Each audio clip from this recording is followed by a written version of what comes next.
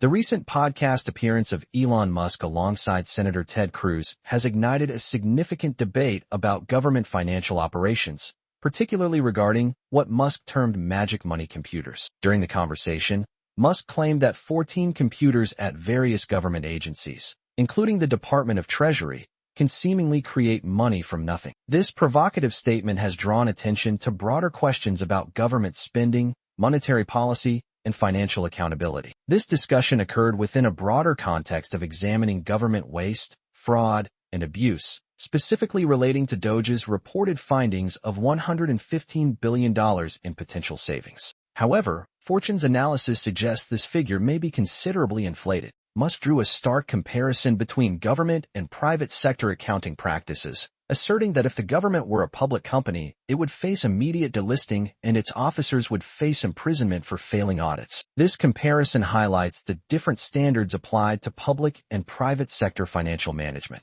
Jay Hatfield, CEO of Infrastructure Capital Advisors, offered some perspective on Musk's comments, suggesting that the Tesla CEO might be criticizing the government's potential failure to properly implement double-entry accounting. While Hatfield expressed skepticism about this possibility, he didn't completely dismiss it. The lack of response from both Cruz's Washington, D.C. office and the Treasury Department has left some of these allegations unaddressed. The conversation touches on a fundamental aspect of modern monetary policy. Since the United States fully abandoned the gold standard in 1971, the government has indeed had the ability to create money through various mechanisms. This shift marked a significant change in how the nation's monetary system operates, moving from a commodity-based system to one based on fiat currency. Former Federal Reserve Chair Ben Bernanke explained this clearly in a 2002 speech to the National Economists Club, noting that the government possesses the technology to produce U.S. dollars at virtually no cost,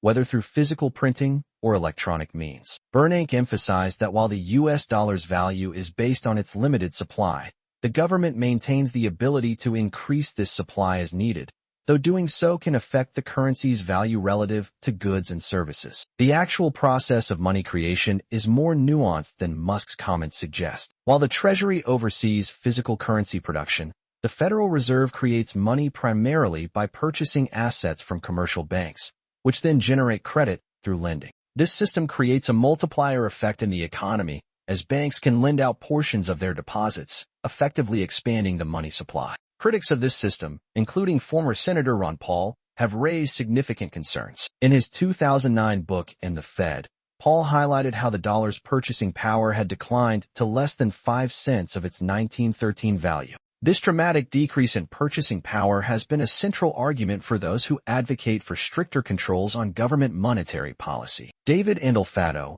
former senior VP at the Federal Reserve Bank of St. Louis, provides important context to this discussion. He points out that banks and corporations engage in similar practices.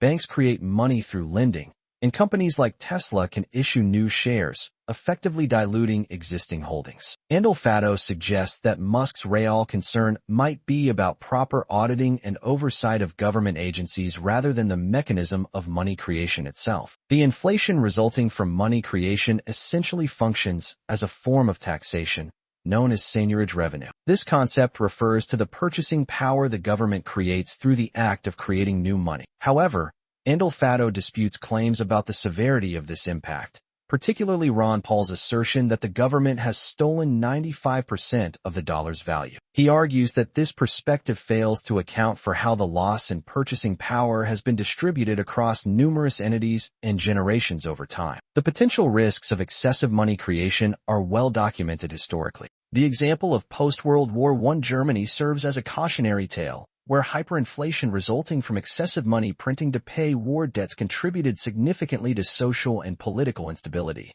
ultimately playing a role in the rise of the Nazi Party. This historical precedent underscores the importance of responsible monetary policy. This discussion highlights the complex nature of modern monetary policy and government financial operations. While Musk's characterization of magic money computers may oversimplify the issue, it touches on legitimate concerns about government spending, accountability, and the long-term effects of monetary policy on the economy. The Federal Reserve's practice of buying government debt and returning profits to the government has been particularly controversial, with critics arguing this creates potentially dangerous incentives. The debate reflects a broader ideological divide regarding government financial powers and their proper use. Critics like Musk and Cruz emphasize the potential for abuse and lack of oversight, while others argue that these monetary tools are necessary for modern economic management. The key lies in finding the right balance between maintaining economic stability and ensuring proper accountability in government financial operations,